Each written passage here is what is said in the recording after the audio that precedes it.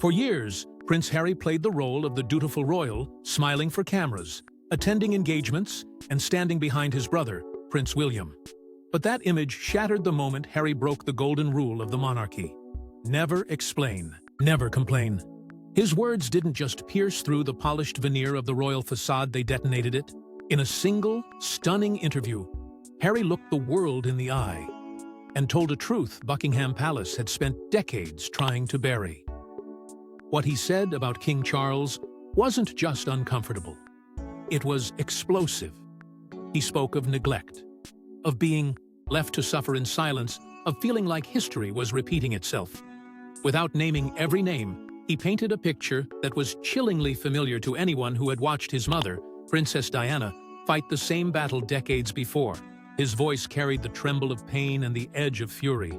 And behind his carefully chosen words, there was something else, grief that had never truly healed. The world listened, stunned, because this wasn't a prince airing family grievances. This was a son tearing off a mask that had suffocated his family for generations. The media, always ravenous of a royal scandal, leapt at the bait. But this time, it wasn't a tabloid spin. It was Harry's voice, raw and controlled, finally cutting through the noise. He spoke of a toxic cycle, of institutional failure, and of the same oppressive machinery that had consumed his mother now, trying to engulf his wife and children.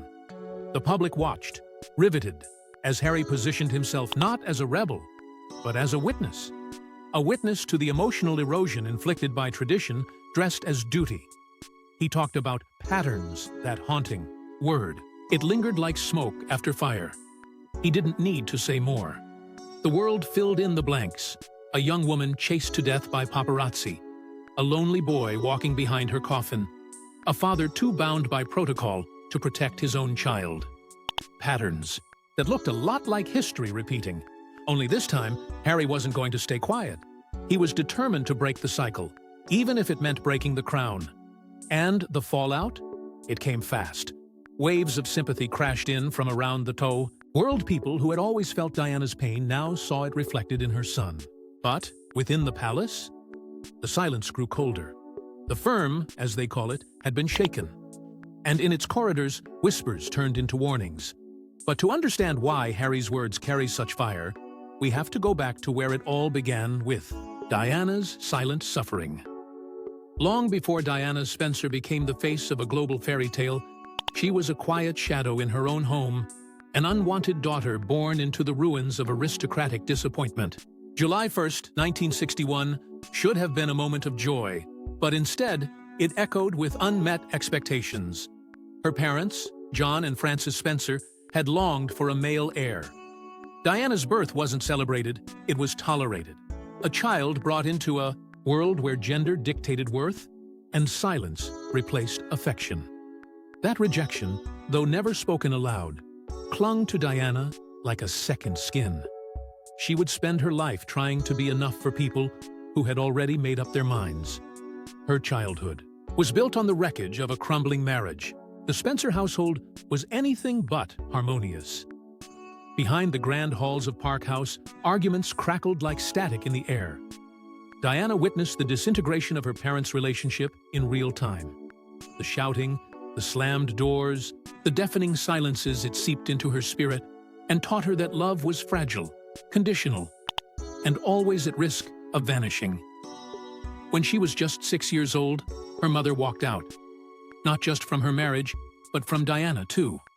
The custody battle that followed was vicious. The court's decision to grant her father full custody may have seemed practical on paper, but to Diana, it was abandonment layered on abandonment.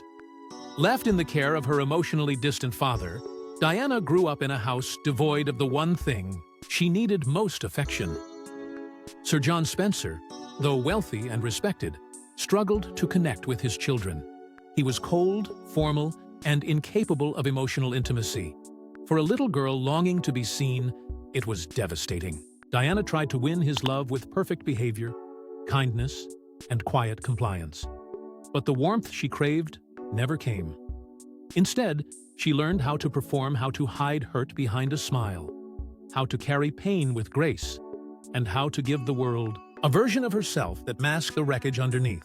She was scrutinized for every misstep, yet never praised for the authenticity she brought.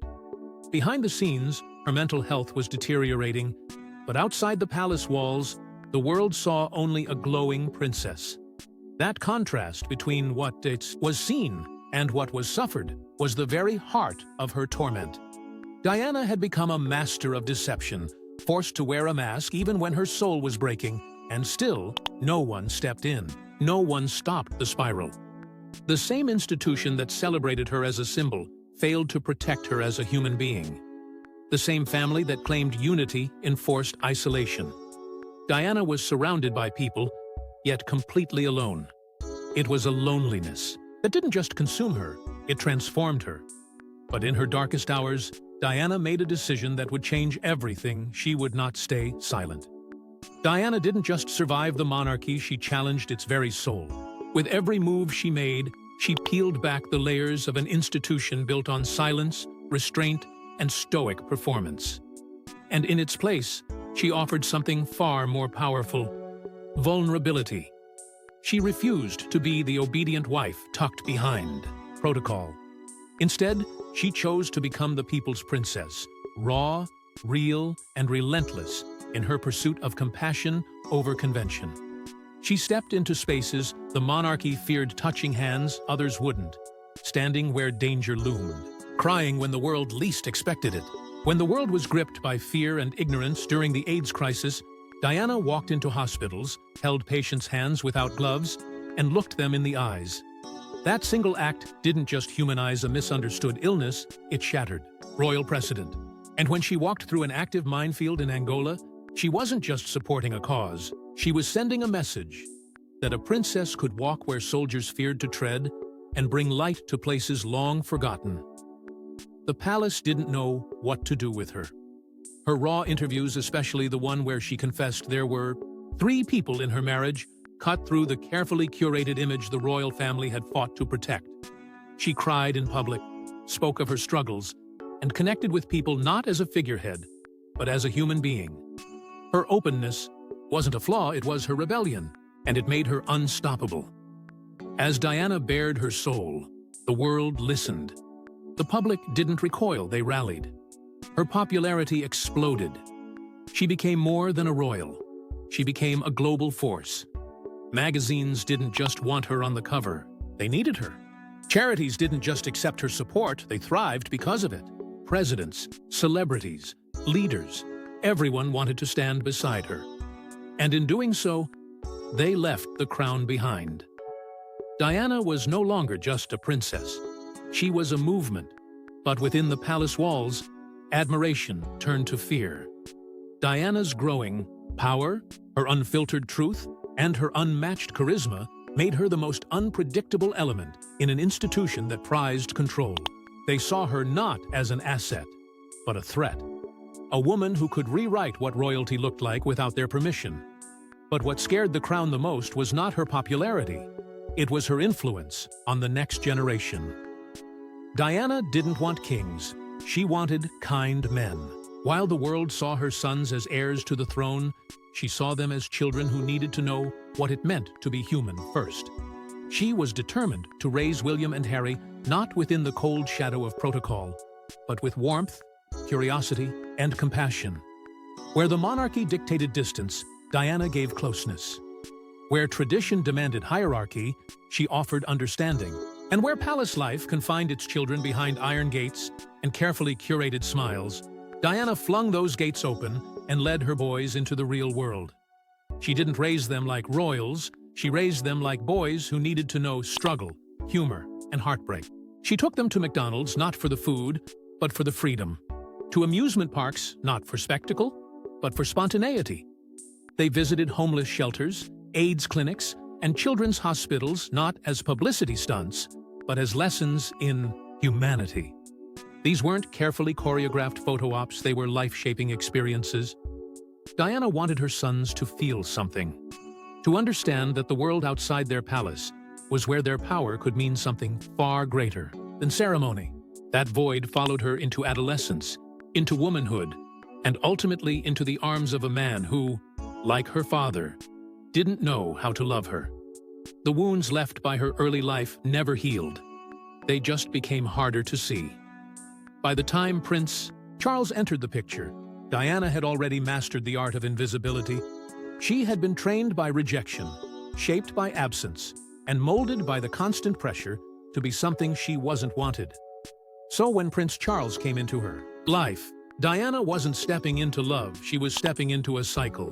Charles never truly chose Diana, and Diana never stood a chance. What began as a royal match was, in truth, a calculated transaction dressed in tradition.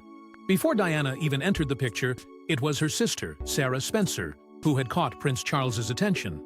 Sarah was outgoing, polished, and deeply entrenched in aristocratic circles, fitting in every way the mold of someone who could navigate the complex royal machinery. But when that connection faded, the attention quietly shifted. Not because of love, not because of compatibility, but because Diana, at just 19, fit the profile the crown demanded. Young, beautiful, a Protestant virgin, and most importantly, compliant. Charles was approaching 30, and the pressure to find a suitable bride was mounting fast. The monarchy didn't want romance. They wanted legacy. Diana, with her shy smile and aristocratic bloodline, became the solution. But behind palace walls, another name whispered through the corridors: Camilla Parker Bowles. The woman Charles never stopped loving. The woman who had already been deemed unfit for the throne. Their relationship, though no longer public, never truly ended. And Diana? She was never told the truth. Not directly. Not until it was far too late. It was the day before her wedding, when the illusion shattered. Diana found a bracelet Charles had commissioned for Camilla, engraved with their private nicknames, Fred and Gladys. It was a betrayal so personal, so devastating, it nearly stopped the wedding. Diana, in tears, confronted the man she was about to marry. But the wheels of the monarchy were already in motion, too heavy to halt. And so, the next morning, she put on the dress, stepped into the carriage, and smiled for a world that would never see the heartbreak behind her eyes. The wedding was a spectacle unlike any other. Over 750 million people watched as Diana walked down the aisle in a gown fit for fantasy. The cheers, the bells, the global celebration, it all looked perfect. But perfection was the lie. Behind the lace and silk was a woman who knew she was being sacrificed at the altar of royal duty. She was no longer Diana Spencer. She was property of the crown. Charles's coldness didn't wait long to reveal itself.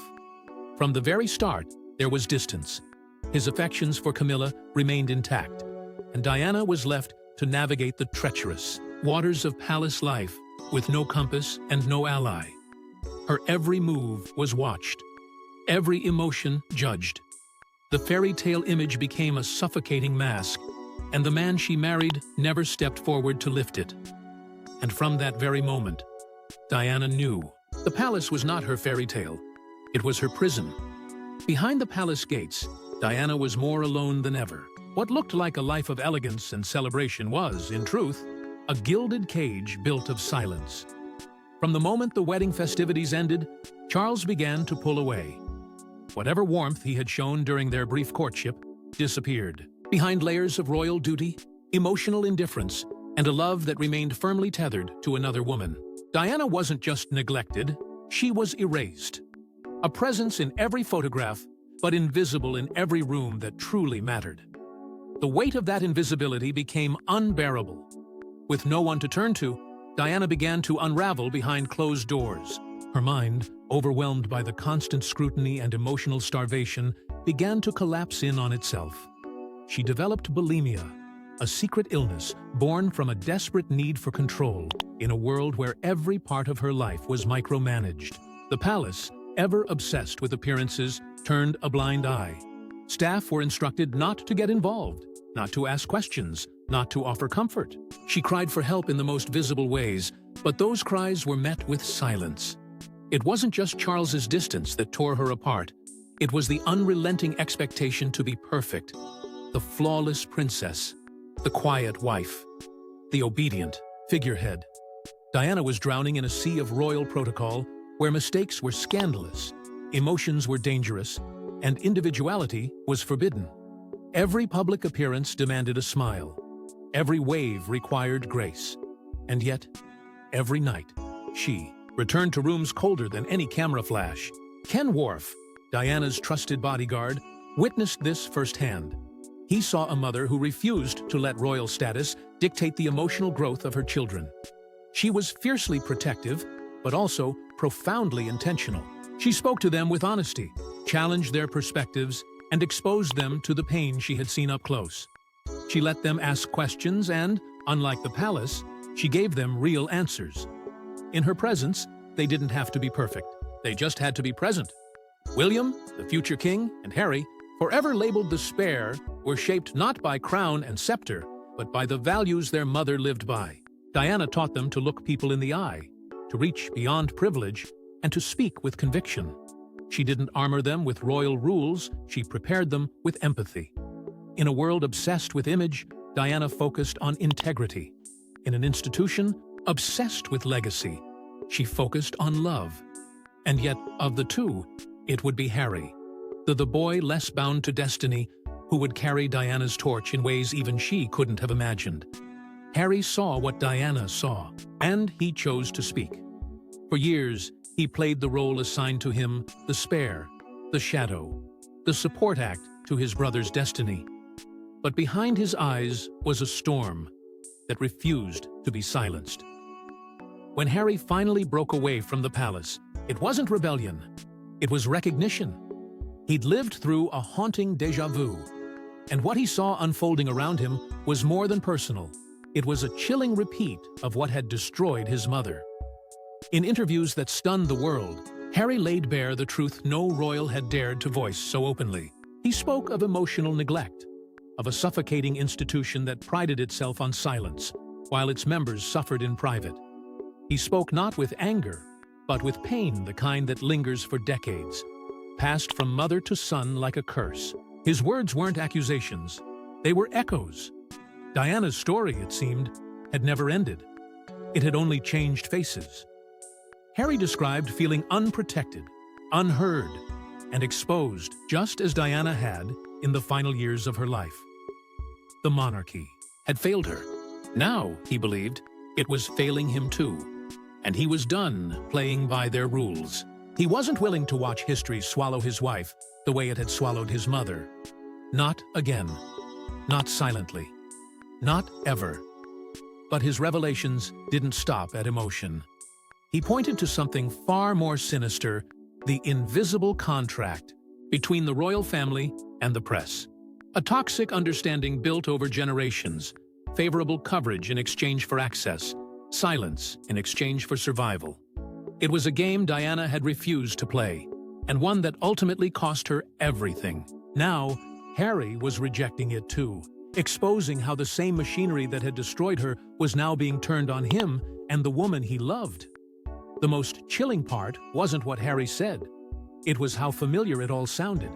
The isolation, the mental health struggles, the relentless media attacks, the gaslighting from within.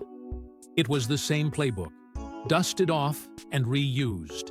And just like Diana, Harry found himself alone against a system designed to protect itself at all costs. Only, this time, the stakes were even higher because he wasn't just protecting himself. He was protecting a family of his own. But perhaps the most devastating secret wasn't about Harry at all. It was the legacy Diana left behind. What Diana left behind was more powerful than any crown, her truth. It didn't wear jewels or stand on balconies. It didn't need to, because her truth lived in ink, sealed in envelopes, hidden in drawers, and scattered in whispered memories that refused to stay buried. Long after the world mourned her and the palace tried to move forward, Diana's voice continued to echo through the fragments she left behind. Fragments now surfacing and shattering everything the monarchy fought to preserve. Letters, diaries, private notes, pieces of a woman who had lived in fear, in love, and in warning. These weren't royal declarations or political messages. They were raw, emotional outpourings from a mother who saw the storm coming and tried to leave a map for her sons to follow. Some were addressed to her boys, filled with affection, caution and a desperate plea to remember who she was beneath the headlines.